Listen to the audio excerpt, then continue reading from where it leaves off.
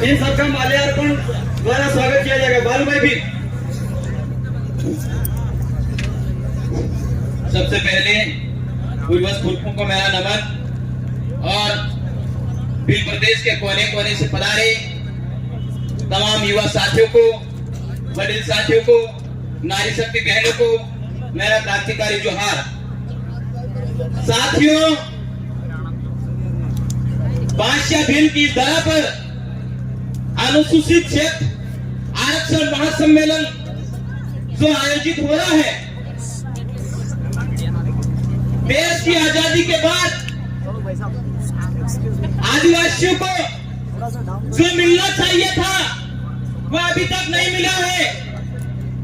साथियों, ये देश आजाद हो गया है, लेकिन देश में रहने वाला आदिवासी आज भी आजाद नहीं हुआ।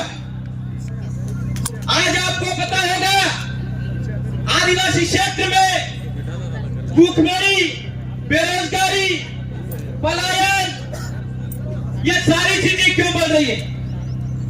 इसका मेन उद्देश्य क्या है?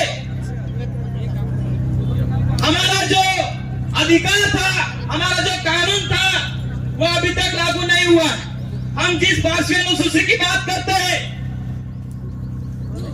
आदिवासी जो क्षेत्र है, ये क्षेत्र हमारे लिए रिजर्व क्षेत्र है। उसके बावजूद भी हम लोगों का जो अधिकार था, हम लोगों का जो आरक्षण था, वह अभी तक लागू नहीं हुआ। साथियों, समय के अभाव में मैं ज्यादा बात नहीं करते हुए आप तमाम साथियों को एक ही आह्वान कर देना चाहता हूँ। देश की आजादी के बाद से बारी बारी से हमने बीजेपी और कांग्रेस को वोट दिया और बीजेपी और कांग्रेस के नेताओं को जिता के दिल्ली और जयपुर भेजा। लेकिन साथियों, हम आज आरक्षण की बात करते रहे, हम 5वीं अनुसूची की बात करते रहे, लेकिन जिन नेताओं को हमने दिल्ली और जयपुर भेजा है, उन नेताओं को आरक्षण के बारे में पता ही नहीं है। साथियों, आज अगर उनका 5वीं अनुसूची के बारे में पता होता, आर्टिकल 13(3) के बारे में पता होता, तो वो विधायक व सांसद दिल्ली और जयपुर में जाकर हमारी आवाज बुलंद करते। लेकिन साथियों, उन गांडे, अनपढ़, गूंगे बेरे नेताओं को यह पता नहीं है कि 5वीं अनुसूची क्या है, आर्टिकल 13(3) का क्या।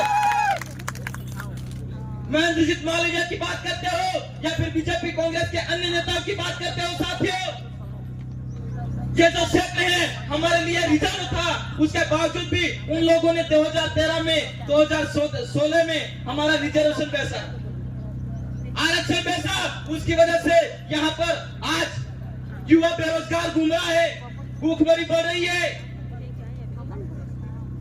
और माइग्रेशन सब कुछ बढ़ता जा रहा है। साथियों, हमें एक ही बात ध्यान रखनी है। साथियों, हम लोग सल जंगल जमीन की भी बात करते हैं। साथियों, सल जंगल जमीन भी तभी बचेगा जब हमारा 5वीं अनुसूची लागू होगा। 5वीं अनुसूची कब लागू होगा? साथियों, 5वीं अनुसूची तभी लागू होगा हमारा आदमी जब जयपुर जाकर, दिल्ली जाकर बोलेगा, आवाज बुलंद करेगा, तो ही हमारी 5वीं अनुसूची लागू होगी। साथियों, और हम भील प्रदेश की बात करते हैं। साथियों, भील प्रदेश और 5वीं अनुसूची की बात करते हैं। साथियों, वो जब लागू होगा, हम लोगों को बलिदान देना पड़ेगा, शहीद होना पड़ेगा, तब जाके हमारे को आजादी मिलेगी। साथियों, अन्यथा हमारे को आजादी नहीं मिलेगी। इसी के साथ मेरी वाणी को यही विराम देता हूँ। आज तमाम साथियों ने मुझे सुना, उसके लिए धन्यवाद। जय जोहार, जय आदिवासी, जय भील प्रदेश, जय संविधान, जय भारत, आप सबकी जय। जय जोहार का नारा है, अरे जय जोहार का नारा है, अरे कुछ तो करो जवानी में। थैंक यू, जय जोहार।